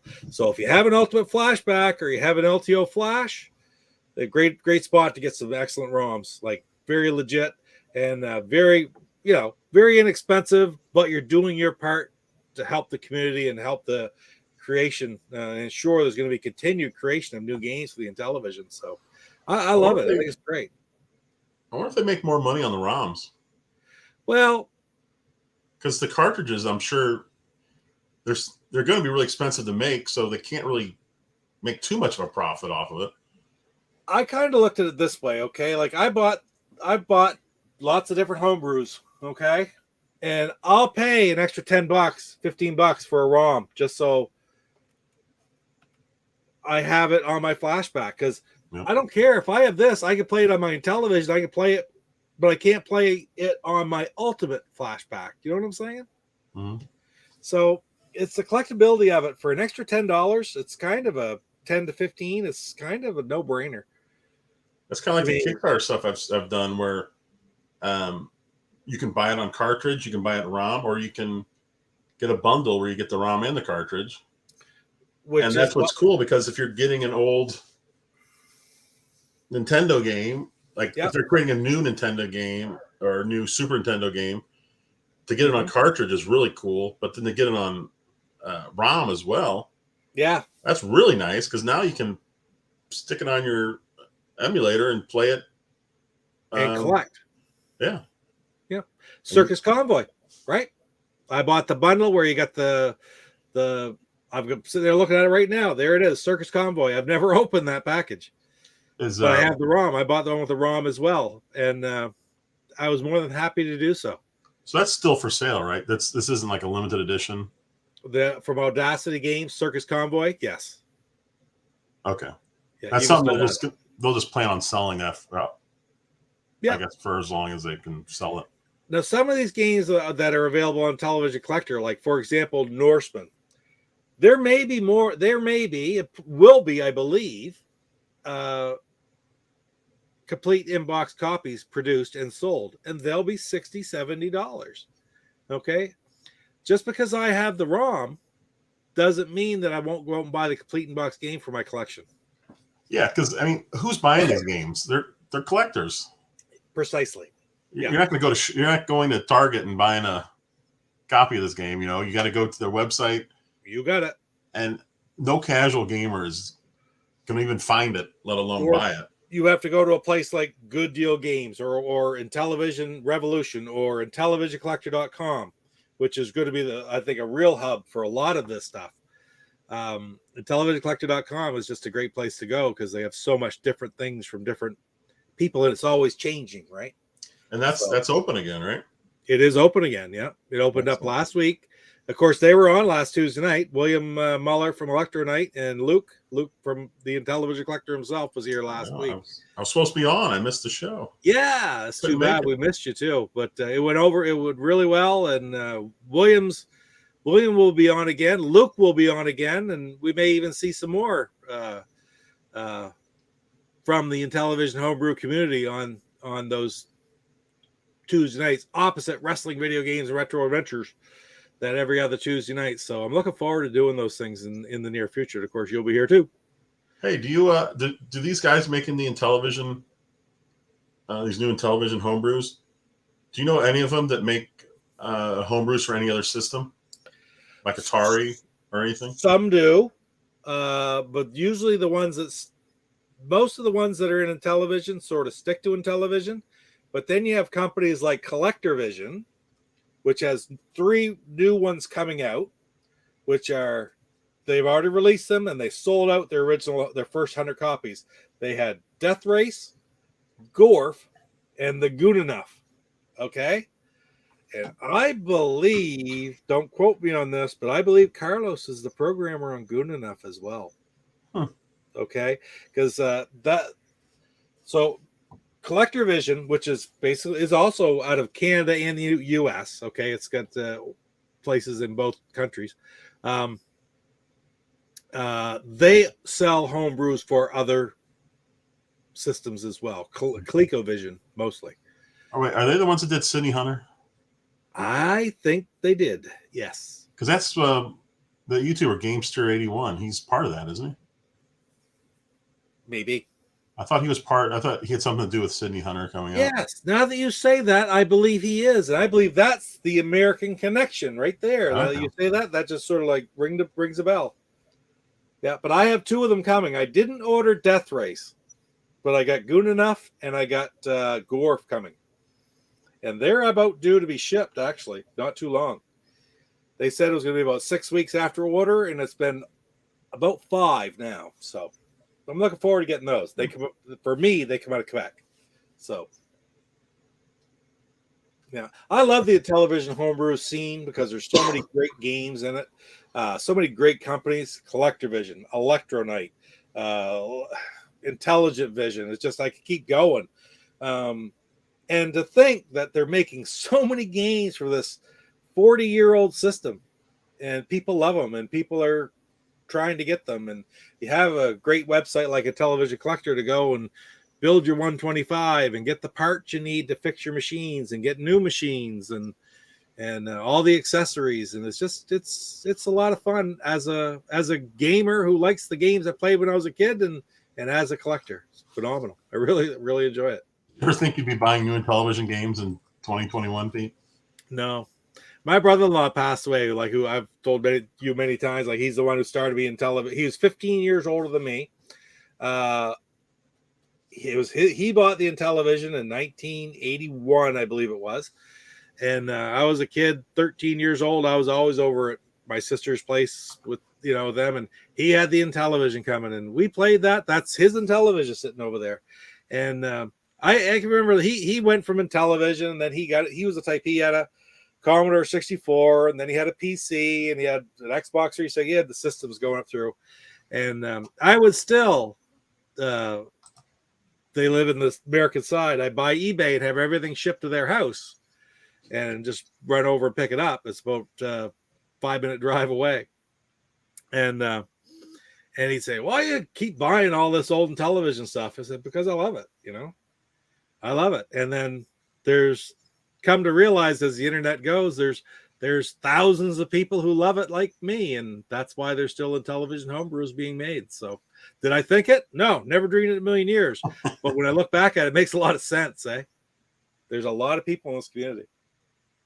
I'm sure there's a lot of people who played in television a lot back then who haven't touched it since and probably have no idea this is even happening.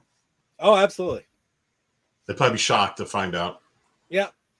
There's programmers who, when they tell them, they talk to them, are shocked to find out that that's still going on, right? There's a television, Blue Sky. Well, yeah. Ever listen to some of the Televisionaries podcast episodes? They talk to some of the original programmers from back in the day. And they'll tell them, you realize, like, have you ever thought about trying to make new games? Well, no. I said, well, you realize people are making games to this day for this system. Some of these shows are from 5-6 years ago, too, when there was 2 or 3 games coming out every year.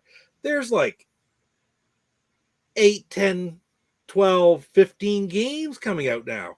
As Lance said, there's more homebrew now than there were original and television games. That's amazing. They've gone over the 125. So it's phenomenal. I could talk of television all day. I don't know why, but it's my favorite. It's never going to end. You'll be buying television games up until the day you die. Yeah, there you go. No one's going to stop making them. They're going to just keep pumping them out. Yeah, and here's our newest television buyer. You're recent, right? But you're up to 50 games, Jeff. I think I am. I think I hit 50 recently. I got my list right here. I was just talking to Luke. I was asking him. I said, "Hey, Luke, next time you get a 2609 in decent shape, let me know." There you go. He'll get one. Oh yeah, he will. He said he'll let me know. But so I have 56 on my list, but I have some doubles. Let's see, 1, 2, 3. Is that it? 3 doubles? No, I have at least 4 doubles. Yeah, 4 doubles. What do you got for doubles? So that gives me 52. Let's see. Astro Smash. Yep.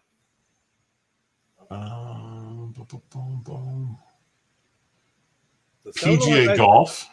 PGA Golf. Okay. What did I say? 4. Yeah. Star Strike. Yep. And Utopia, although one is Canadian and one is not. So it's there you go. That's not a double. That's your variance. Actually, I think Astro Smash. I think I have a Canadian one as that too. Seems to me, I sent you a French Canadian Astro Smash. I think. I don't have it listed on my thing here as Canadian though. But yeah, that's right on. If that is, I got a kick out of it because they have so many games on there. Like the French Canadian ones, they have one word but it doesn't translate it. But for whatever reason, Astro Smash is Lastro Smash. Just like, come on, you didn't really need to do that one. So, loving my Intellivision 2609 console I just got from Luke. Stayed up all night. All the memories came rushing back from childhood. It was amazing to unbox the game, plug in cart, and overlays again. That is fantastic. Wow. JD, that's awesome. And I got to see the unboxing video. I don't know. I got to say it right here. JD makes great unboxing videos. I have seen at least 2 of them, and they need to be public on YouTube. I'm telling you that. Don't you agree, Jeff? He didn't make them public yet? I don't think so. JD, what's your YouTube channel name? I don't even remember. We need to get some subscribers right now. That's right. Let's get JD over there to watch those unboxing videos. I'm looking too.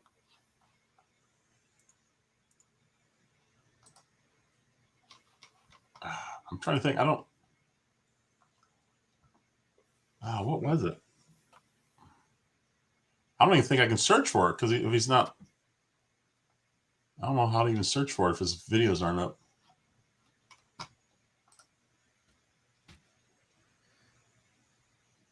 Oh, same as your handle. JD5150.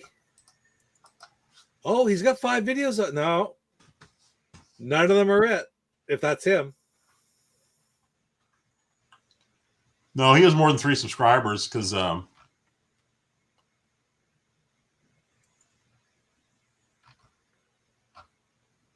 wait, how are there?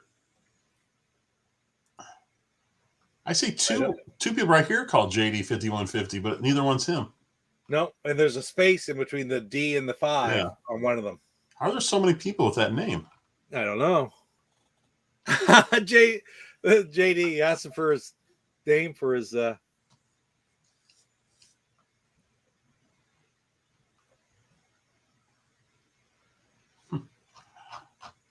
Well, I know he's got 2 subs from me because I've got 2 accounts. I got my GoGameGo and my personal. So there you go. When it comes with video game stuff, I always sub twice to people's channels. So because I do GoGameGo YouTube on my phone, and then on my TV, I've got my main account. Okay. Yeah. So that's why when I'm watching, like when I'm watching you, Pete, I'm watching you on my personal account, but then I comment on my phone through GoGameGo. Oh, okay. Well, that's cool. I do it all under one account. All right. There's this like the big mystery here. What is JD's handle? Yeah, we can't find you, JD. I can go back eventually and find it here. How does someone I'm not subscribed to with the same name pop up before the person I'm subscribed to pops up? That's strange. I gotta scroll back so far to find it, though. I'd never find it that way. Oh. Well, Coco's going again. Uh-oh. B7. Uh-oh. Oh, here you go. He sent it. Oh, did he send it? Okay. Yep, subscribe. This channel does not have any content. Oh, that's why his channel didn't pop up, I guess. There's no content. That explains it. Is that it? Oh, wrong one, he says. Wait, don't use that That's not one. right. Ignore that handle. Wait, do you have 2 YouTube accounts with the same? Wait, how do you do that? I don't. Because that's the name. There's a name right there. I'm looking at it on my screen. Huh. All I can say is this: everybody sort of looks. I look at my videos for the first when I started doing pickup videos, and they look totally different than they do nowadays. And JD's look 10 times better than mine ever did. So I would like to see him make it public, and we'll get him lots of subs, and he'll be shocked. And we'll see the unboxing video from the 2609 showing up last week, because I did see a picture of the box. The first videos I did, I used my old phone, which is terrible. It had this crackling sound in the background. And then I refused to be on camera, so that's how I was going to do it. And I was like, man, this is really bad. It's funny, eh? I had a conversation with somebody else about that just today, about being on camera. Oh, I don't think it would go well. It's like, well, eventually you just do it, because at the end of the day, this isn't something we do to make money. It isn't something we do for anybody really than ourselves. It's just sort of fun. And it is a fun thing to do, YouTube like this. And I've met so many people since I've done YouTube, yourselves included, right? And it's all because of YouTube that you meet these people from all around the world, really. So it's phenomenal. Get over those little hesitations, I guess is a good way to put it, and just enjoy it. Because wonderful thing, because we can't all be shy like Coco. Coco. Coco's like, what's he doing to me now?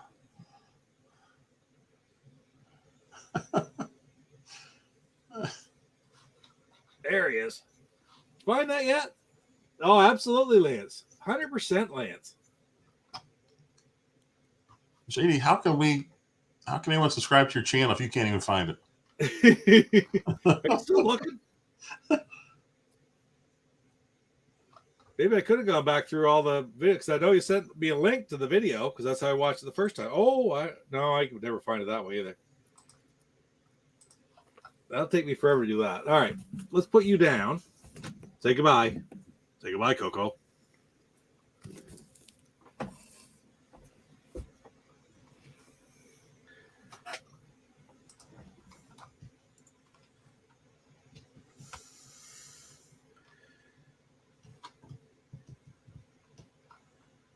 I don't remember what you called your unboxing video. I guess I wouldn't find it that way because it's unlisted. Yeah. We have to have that original link, right? I'd have to have that original link. So, And